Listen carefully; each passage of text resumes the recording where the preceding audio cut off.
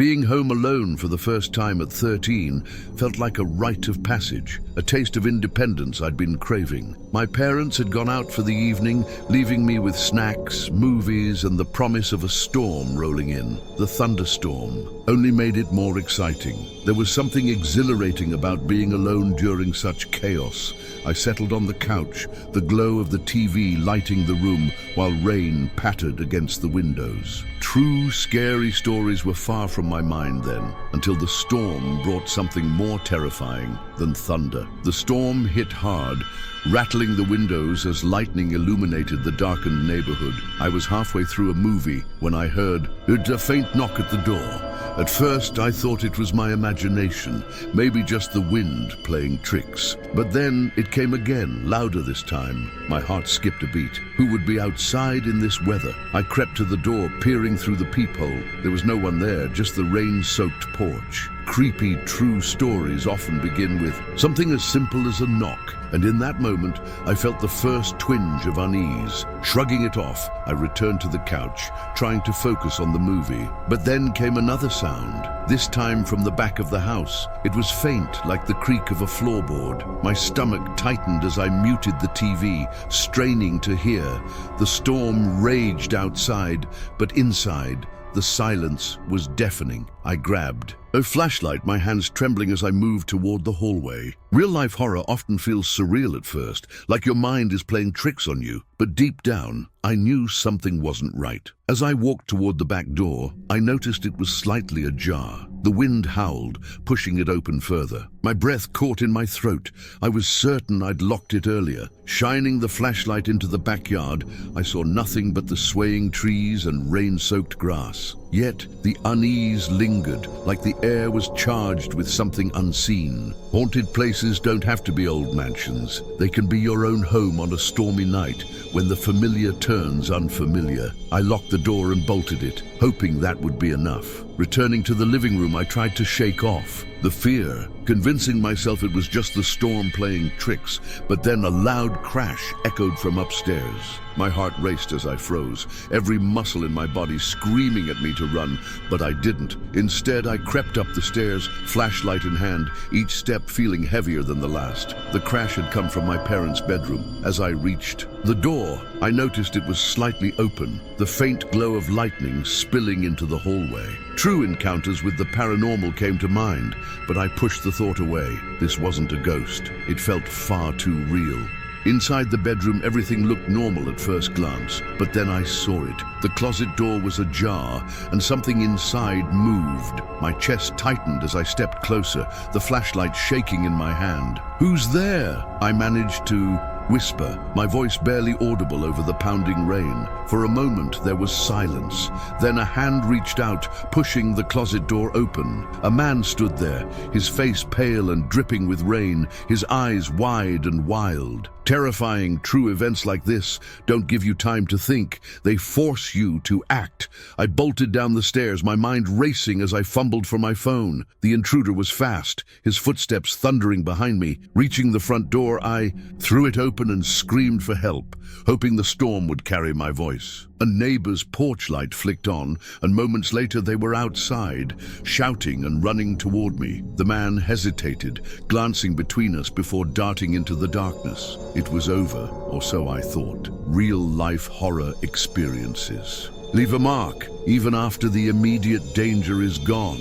The police arrived shortly after, combing the house for any sign of the intruder. They found muddy footprints leading from the back door to my parents' room, and in the closet, a knife he'd left behind. The officer's expression was grim as he handed it to another officer, the gravity of the situation sinking in. "You were lucky," he said. "Creepy true stories often involve close calls, and that night I realized just how close I'd come to something far worse." My parents returned home to find me shaken but safe, though the memory of that night never left me. In the days that followed, I couldn't shake the feeling of being watched. Every creak, Every shadow felt like a reminder of that man's presence. I double-checked the locks, left lights on at night, and avoided being home alone. Haunted places aren't always haunted by ghosts. Sometimes it's the memory of what could have happened that lingers. My neighbors reassured me, reminding me that he'd been caught a week later trying to break into another house. But knowing he was behind bars didn't make the fear go away. Even now, storms bring it all rushing back. The sound of rain, the flash of lightning, the feeling of being utterly vulnerable. It's a reminder that safety can be an illusion, shattered in an instant by someone else's intentions. True stories of the unexplained often involve the supernatural, but this was all too human, and that made it even more terrifying. As the years have passed, I've learned to trust my instincts and prepare for the unexpected. But every thunderstorm still carries a whisper of that night, a bone-chilling reminder that sometimes the scariest thing isn't the storm, it's what hides within it.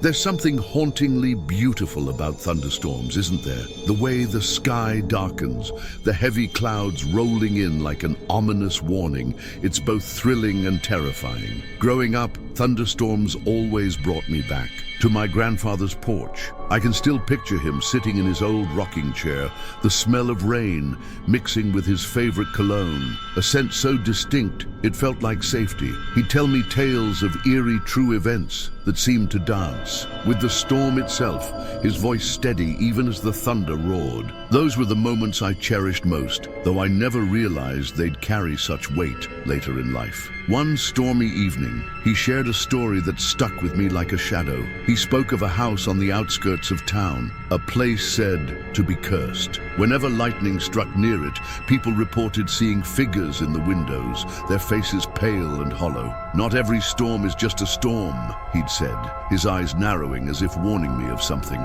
True ghost stories weren't uncommon in our town, but the way he told them made them feel undeniably real. Even now, every time a storm brews, I can't help but think of that house and its eerie legacy. It's strange how certain scents can transport you back in time. After my grandfather passed, I stumbled upon a fragrance that smelled exactly like his cologne. It was like he was there again, sitting on the porch, telling me those bone-chilling true stories. That's why I've always believed in the power of memories tied to our senses. They can be both comforting and unsettling. Speaking of which, there's this fragrance service I recently discovered that captures those nostalgic moments perfectly. They create scents inspired by your memories, blending emotions and experiences into something tangible.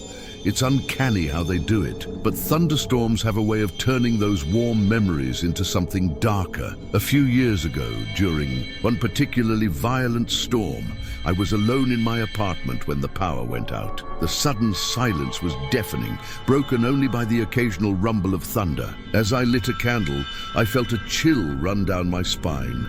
Not from the cold, but from a creeping sense of being watched. I brushed it off as paranoia, but deep down, I knew better. Real-life hauntings don't always announce themselves loudly. Sometimes they creep in quietly, riding the wind and rain. As the storm raged on, the shadows in the room seemed to stretch and twist unnaturally. Every crack of lightning illuminated the space, and for a split second I thought I saw movement near the window. My heart raced as I approached, my reflection in the glass barely visible through the raindrops.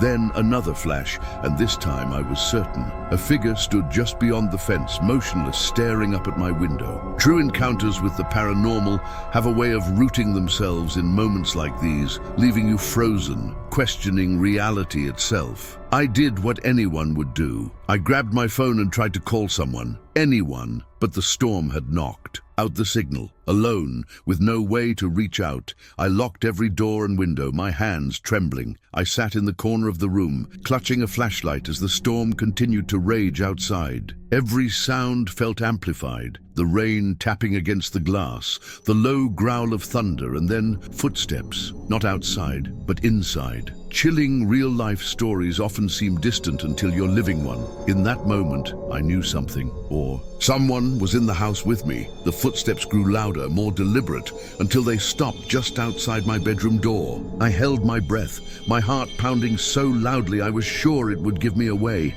Then a soft knock. "Is someone there?" I whispered, though I already knew the answer. The door creaked open slightly, revealing nothing but darkness. Yet I felt a presence, an oppressive weight in the air, as if the room itself was holding its breath. Supernatural encounters often defy logic, leaving you with more questions than answers. And in that moment, logic was the last thing on my mind. As the storm began to wane, so did the presence. The air felt lighter, the shadows retreating to where they belonged.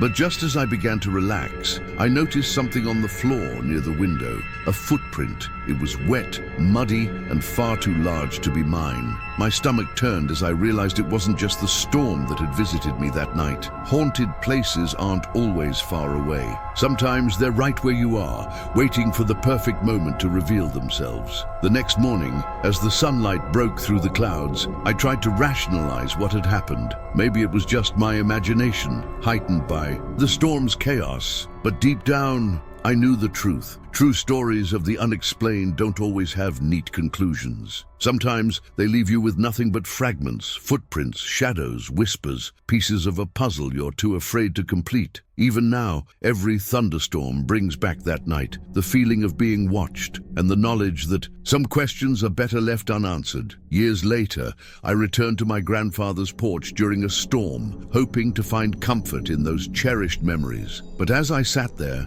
listening to the rain and the thunder, I noticed something odd. The house he'd once spoken about, the one with the figures in the windows, was directly across the field. Lightning illuminated its silhouette, and for a moment I thought I saw someone standing there, just like he'd described. The storm wasn't just weather, it was a reminder that some terrifying true events never really leave us. They linger, waiting for the right moment to return.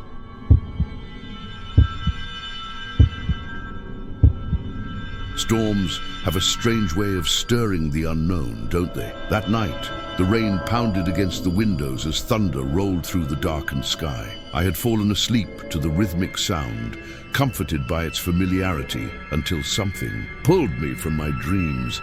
At first I thought it was just the storm, its intensity shaking the house. But as I sat up in bed, I realized it wasn't the storm that woke me.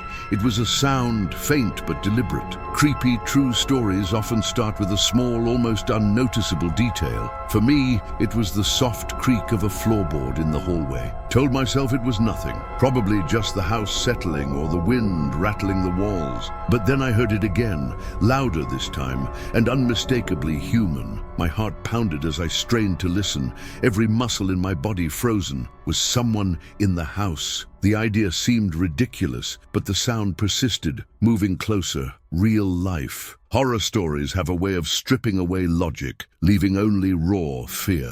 Gripping the edge of my blanket, I debated whether to stay put or investigate. The idea of walking into the dark hall felt like stepping into the unknown. Summoning courage, I reached for my phone, its glow lighting up the room. My hands trembled as I opened the flashlight app and pointed it toward the door. The light reflected off the wooden floor, revealing nothing unusual, just shadows dancing with each flicker of lightning. But as I stepped into the hallway, the air felt different, heavier, as if something unseen was watching. Haunted places don't need to be ancient or abandoned. Sometimes they're the spaces we know best, twisted by fear and uncertainty. Each step I took felt like a lifetime, my breathing shallow as I moved toward the noise. The sound led me to the living room, where the storm's glow cast eerie patterns on the walls. I scanned the room, finding nothing but the faint outline of furniture. Then, just as I was about to turn back, I noticed something strange. One of the windows was open, rain pooling on the sill. I was sure I'd closed it before bed. My stomach dropped as I stepped closer, shining the flashlight outside. The yard was empty, but the open window felt like an invitation, one I hadn't given. True encounters with the paranormal crossed my mind, but this felt chillingly real.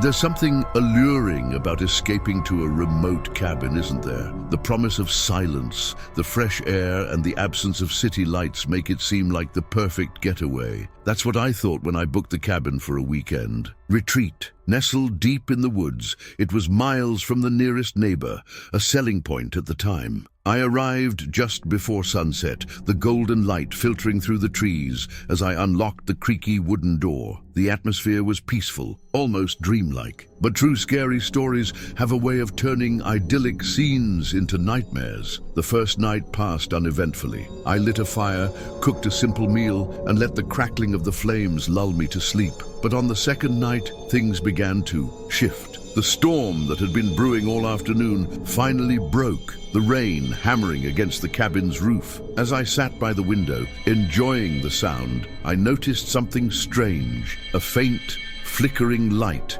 deep in the woods. At first I thought it was lightning reflecting off the trees, but the light didn't fade.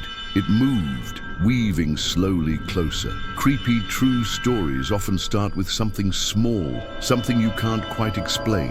This was mine. Grabbing a flashlight, I stepped onto the porch, the cold rain pelting my face as I scanned the forest. The light was gone, leaving only the dense, impenetrable darkness of the woods. My heart raced as I strained to hear over the storm. Then, a sound, a twig snapping, too deliberate to be the wind. I called out, my voice shaky, but there was no response. Haunted places aren't always centuries-old buildings. Sometimes it's the isolation that creates the perfect stage for terror. Retreating inside, I locked the door and bolted it, hoping the storm would drown out whatever or whoever was out there. The night wore on, each crack of thunder echoing through the cabin. I tried to distract myself with a book, but my eyes kept darting to the windows. Around midnight I heard it, footsteps on the porch. They were slow, deliberate, almost taunting. I froze, my breath caught in my throat as the sound moved closer to the door. True encounters with the paranormal seemed almost preferable to what I was experiencing. This was human, calculated, and far too real. The door handle jiggled, and I grabbed the nearest object, a heavy iron poker from the fireplace. The intruder didn't enter, but the sound of retreating footsteps was no comfort. Instead of relief, I felt dread. Whoever it was didn't leave. They were circling the cabin, their movements barely audible over the storm. Peering through the window, I caught a glimpse of a figure, a shadowy silhouette moving between the trees. My pulse pounded as I tried to decide what to do.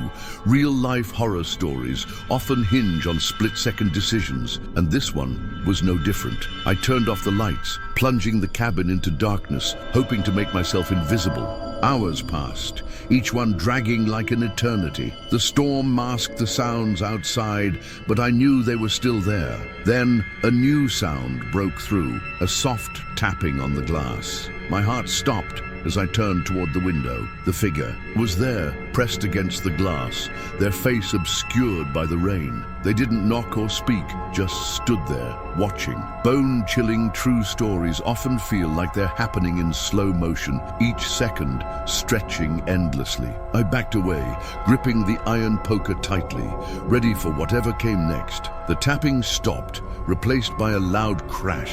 The back door. They were inside. The fear was paralyzing, but adrenaline pushed me forward. I crept to the kitchen, my hands shaking as I reached for the cabin owner's old hunting rifle mounted on the wall. I'd never fired a gun before, but in that moment I had no choice. Footsteps echoed in the hallway, growing louder, closer. I raised the rifle, my finger trembling on the trigger. Supernatural encounters may terrify, but nothing compares to facing something tangible, something that can hurt you. The figure appeared in the doorway, their face hidden by a hood. They froze, staring at me as I aimed the rifle. "Get out!" I shouted, my voice cracking. They didn't move, but the sound of the rifle cocking seemed to snap them out of it. Slowly, they backed away, disappearing into the shadows. The storm continued to rage, the wind slamming the door shut behind them. I locked it again, my heart racing as I realized I wasn't safe yet. Real-life horror doesn't end when the immediate threat is gone. It lingers, a weight pressing down on your chest. Morning brought a false sense of security. The rain had stopped, the sun casting long shadows across the forest floor. But as I stepped outside, I found something that made my stomach churn. A series of footprints circling the cabin, leading to each window and door.